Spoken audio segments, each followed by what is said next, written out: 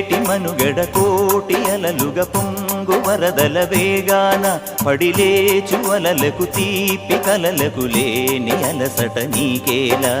నల్ల నల్ల నీళ్లలోన ఎల్లకిల్ల పడ్డట్టున్న అల్లో మల్లో ఆకాశాన చుక్కల్లు.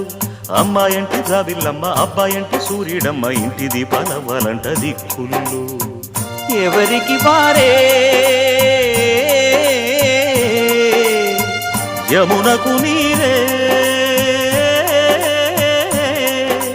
రేవు నీరు నావదంట నావతోడు రేవుదంట పంచుకుంటే.